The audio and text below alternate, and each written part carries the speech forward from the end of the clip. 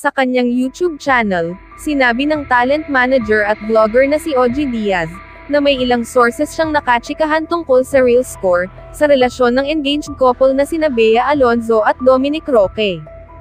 Ayon daw sa isang source niya, hindi raw naman kanselado ang kasal ng magjowa. Say naman ng isa pa, nakaset na raw ito at gagawin sa Madrid sa Setyembre. Ani Ogie. Yung isa, sinasabi sa akin na tuloy naman daw yung kasal, pero baka lang daw may wedding jitters si Bea. Tapos yung isa naman nagsabi, siguro, ayaw munang i-discuss ni Bea. Gusto niya kasi may mystery, hanggang sa may kasal sila, aniya. Ang nakarating sa akin September ang kasal. Ang sabi sa akin sa Madrid, Spain ang kasal, dagdag niya. Subalit, chika raw naman sa kanya ng isa pang source, hiwalay na umano ang showbiz couple. Sa katunayan, yung huli nilang vlog sa Japan, ang huli na raw pagsasama umano ng dalawa. Sabi ng isa kong source, wala na sila, hiwalay na sila. Yung Japan nila, huling post na nila yon. Wala na, kaya inaabala na lang ni Bea ang kanyang sarili. Binibisi na lang daw ni Bea ang kanyang sarili, say ni Ogie Diaz.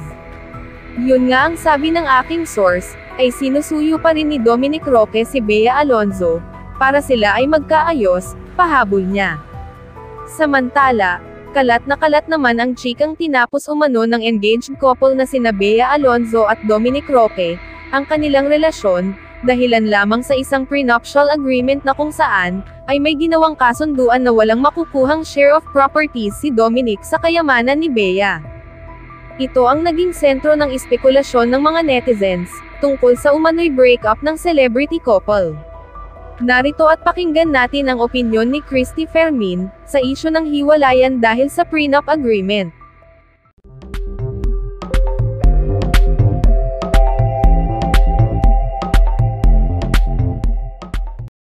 Yung balitang-balita na hiwalay na sina Bea Alonzo at Dominic Roque, ang dami na tanong ngayon, sila ang talagang sentro ng mga tanungan. Totoo ba na hindi na matutuloy ang kanilang pagpapakasal? At totoo ba na ang pinag-awayan ay ang prenuptial agreement? Ano sa palagay mo, Romel? Naku, kung prenuptial agreement naman ay parang sa kabilang punto, okay naman po sana yan, pero kung talagang pagmamahalan ang basihan ng ating pagpapakasalan, ay dapat hindi na natin kinukonsider ang prenuptial na yan. Kung talagang totoo, wagas ang pagmamahalan, walang halong di ba? Mag-iimbot at buong katapatan. Diba? Sisikapin kong maging tunay na Pilipino. Sa gawa. Sa isip, sa gawa. Yung mga sources po na nagdedeklara talaga na may pagkakalabuan, talaga daw po na ganyan. Tagibang ngayon yung relasyon ni Bea at Dominic. Isa lang ang kinatatakot nila. Kapag puso ang nanahan at pinairal ni Dominic at ni Bea, talo ang lahat ng ito. Di ba? Yun naman yun di ba talaga? Correct. Pero yung pong usapin ng prenuptial agreement na ganyan, natural lamang pong ginagawa yan. Hindi po dahil sa nagiging sigurista, lumalagay lamang po sa ayos. Marami po tayong alam na personalidad na hindi natuloy ang kasal dahil parang tinapakan ang kanilang pride. Meron. Di ba? Correct. Yung isang napakayamang negosyante at saka yung isang female personality ng bulwagang pambalitaan, hindi po natuloy ang kanilang pagpapakasal dahil para bang naisip ng babae na, ano ba to? Ano ba akala nyo sa akin? Kayamanan lang niya ang habol ko. Kapag babae naman ang meron at talagang milyon ang kanyang ari-arian at ang kanyang pera, yung lalaki naman ang nakakaisip na parang, nakalalaki kayo. Ano to, tinatapakan nyo? Ang pride ko. Nakataya dyan, pride ang nakataya dyan. Na para bang, sa umpisa pa lang pinagdududahan nyo na ako, samantalang buong-buo naman ang pagmamahal ko sa kanya. Ba't nyo ako pagdududahan? Parang ganon. Oo. Napakalalim. Kasi pwede naman pumirma na lang ng wala lang, pero kasi iba-iba kasi ang pagtanggap niya pag may mga ganyang eksena, di ba? Depende sa tao kung paano mo tatanggapin. Hala, bakit may ganito? At saka, dito sa prenup na ito, agreement, hindi naman po na ipagtatanong, hindi na kailangan pang ipagtanong, higit pong mayroon si Bea kaysa kay Dom. Pero si Dom naman po ay hindi pinulot sa pusalian. Meron naman trabaho yung mama, may business naman siya, may negosyo. Kaya lamang sa pagkukumpara ng kung ano ang meron ng isa't isa, lamang talaga si Bea. Di ba? Napakalaki naman talaga ng kung ano ang meron si Bea Alonzo. Kaya hindi natin po pwedeng sabihin na hindi dapat yung prenup, di ba? Parang ganon. Yon. At nasa pag-uusap talaga nila yan Nasa pag-uusap ng dalawa, ikakasal talaga yan. Pero alam mo, hindi prenup ang nakikita kong dahilan nito. May nakikita akong ibang dahilan. Na kung ako'y papayagan ng aking source na ibuga ngayong mga oras na ito, lalalim ang problema. Hala. Hindi, ang prenup isa lamang sa mga pagdududa ng marami na dahilan.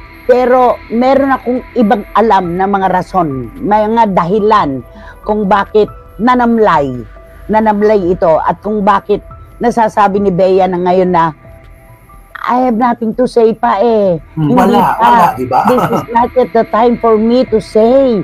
Kasi wala pa talaga akong pwedeng sabihin. Talagang nandun siya sa posisyon na ganun. Dahil, alam mo na, di ba, yun. Kung totoong hiwalay na sina Bea at Dominic, mas okay na yan. Kesa naman magpakasal sila tapos 3 buwan lang maghiwalay na sila. Sabi ni Tita Julie Paras, alam mo, barometer dito talaga si Tom Rodriguez at saka si Carla Abellana, no?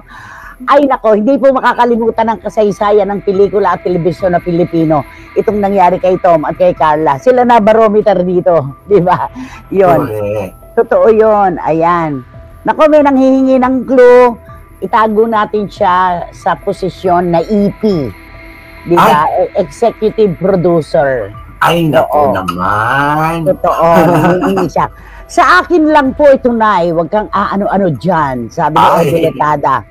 Kahit wala ang mga yan, kung wagas ang pagmamahal ni Dominic, kahit may prenup o wala, tuloy ang kasalan. May ibang dahilan. Para sa akin, parang may third party. Parang lang po naman, sabi niya. Merong ganitong umuusbong May ganitong umuusbong.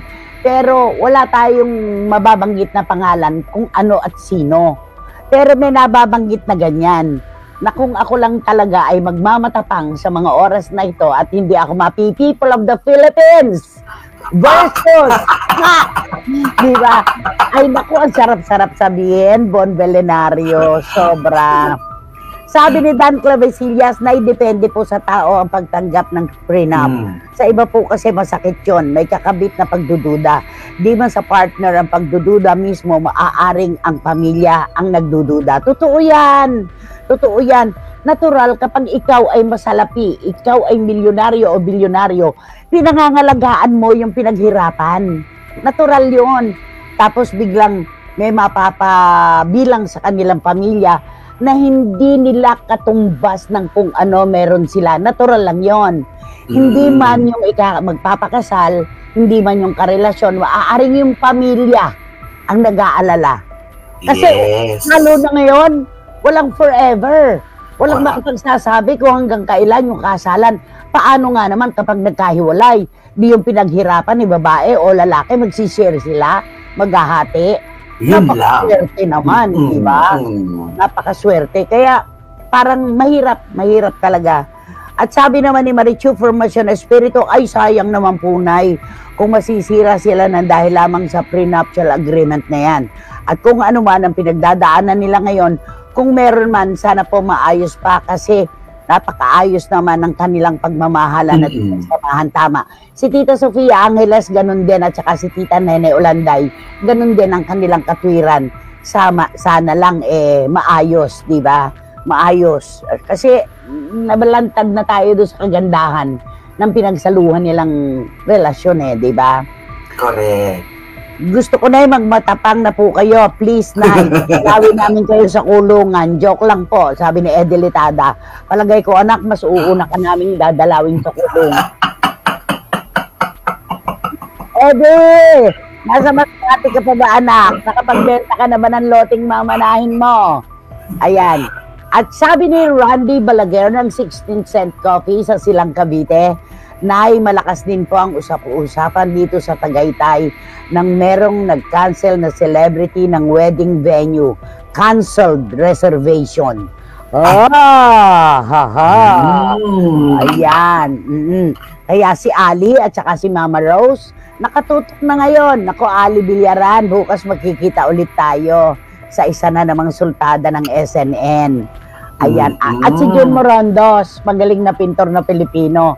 Louis Tolentino at saka si Joe Florendo, naturingang pagkagagaling na pintor. Nakaharap sa television ngayon, nakikimarites lang po. Yun ang kanilang termino. Yun na. Diba?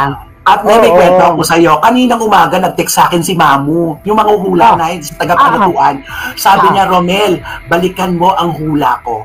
Eto na yung hula ko kay Bea at Dom. Anong nakalagay? Ano yung sinabi? Ito yung year-ender, ano? Opo na Year-ender to. Opo na yung hindi matutuloy, magkakaroon ng problema ang kasalan. Ayun. Ako, pinilabutan naman ako dyan. Sabi niya, siya na pa nagpaala, Romel, eto na ba? Totoo na ba ito? Sabi niya pa sa akin, naku, eto naghahanap na lang kami ng ebidensya. Oo, balikan mo, sabi sa akin. Sa Katniel, nagkatotoo no? Nagkatotoo. Halos lahat ng sinabi ni Mamu. Opo nga, nakakaloka. Ang ikinatatakot ko doon, yung isang young actor na mawawala dahil sa aksidente. Yun, harinawa na sabi nga niya, huwag matuloy, mapaglabanan. Correct. Gabay lang naman po ito. At sabi ni Philip Villanueva, may lumalabas po sa social media na isa sa dahilan third party at sa side daw ng boy at ang chika ay menchong. Sana di totoo. Nako, Philip Villanueva. Oo, anak ko. Nako, may nagtanong sa akin. Nasa kataray ng kanyang tanong. Ano ang tanong? Sang-ayon sa sinabi ko. Sang-ayon siya na hindi dinampot sa pusalian si Dominic Roque. Pero ang tanong niya, ano trabaho niya? Ayan na. Teka, i-research ko po ito, madam, para mailatag ko kung ano nga ba trabaho ni Dominic. Alam ko meron siyang business no? Correct. Para sa iba pang karagdagang mga balita ng Senior Buzz, ay mag-comment lamang po, mag-like at mag-share sa video na ito, at huwag po nating kalimutang mag-subscribe sa aming channel. Maraming salamat po sa inyong panonood.